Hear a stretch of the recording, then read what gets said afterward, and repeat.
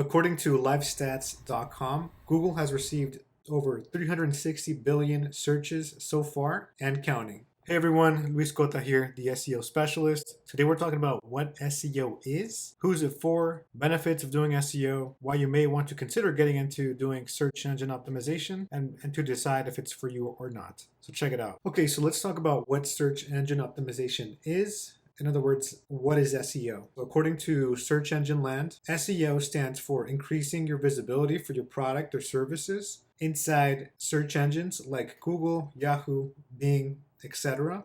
And the point of that is to increase your sales, organic traffic, generate more leads, sales and conversions. But ultimately it comes down to whatever SEO strategy or SEO campaign you're performing as a specialist to any one given company that you work for. And of course, every company is different, so there's different goals in mind. Some companies just want to generate more leads for, say, a landing page, a particular website page that they are trying to, maybe increase their sales on, or they want to generate more traffic on, say, like on a YouTube video, on their e-commerce website or their Etsy site, whatever the case may be, for whatever product they're trying to promote and sell at the time. Who's search engine optimization for? So if you're watching this video, likely it's because you're interested in maybe learning about digital marketing as it relates to learning about search engine optimization, or maybe even copywriting search engine optimization. SEO is for those who are either writers, or maybe you're in the process of getting certified, or you just want to learn about search engine optimization as a whole. Either one of those is fine. That's great.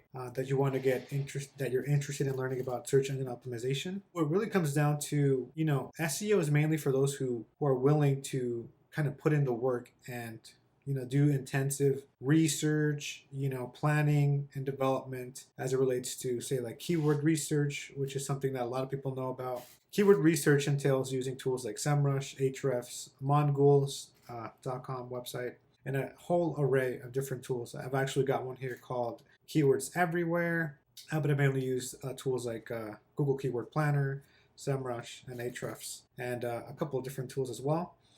But search engine optimization is for those who are interested in doing digital marketing to help promote different business types for different business sizes. And honestly, there's so many different industries that a search engine optimization specialist can get into. And it just kind of depends on, on you niching down and choosing that specific market. Okay, so let's talk about SEO versus pay-per-click or PPC. And generally speaking, I'm going to keep this really high level overview sort of point of view, just because I don't know too much about PPC, but I do know the very basics of it, as I've taken a course on Google Ads as well. And so generally SEO and PPC are both different forms of marketing from my understanding, and digital marketing to be specific.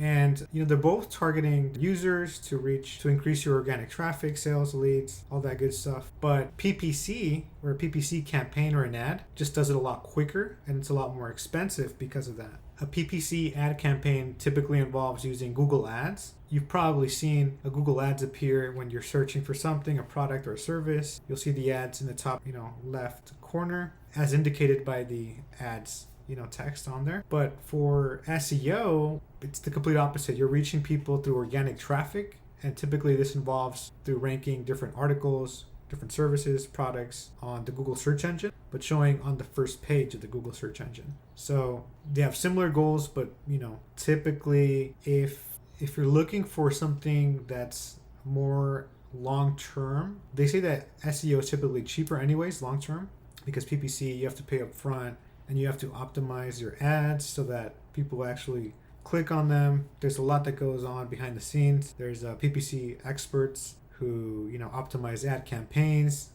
within Google or different social media platforms that also offer PPC, pay-per-click. And yeah, the campaigns that you would run for a Google Ads campaign is a lot different than what you would run for an SEO campaign. They're just two different worlds apart. All you got to know is that one is really focused on ads, and SEO is focused on reaching traffic, consumers, potential customers and clients through organic search traffic in the Google search engine or other search engines in general. But they're both really good tools to have in your marketing toolkit. Let's talk about search engine optimization best practices. Typically what that includes is optimizing SEO from the on-page, off-page, and technical SEO point of view. And within those three different categories, you want to make sure that you're hitting different that you're working on different sections within those big categories appropriately. And each one of those sections entails optimizing several different little things. Each one of those different categories, I'll put some images here of what I'm talking about, includes, you want to make sure that you're optimizing the headers appropriately. By headers, I mean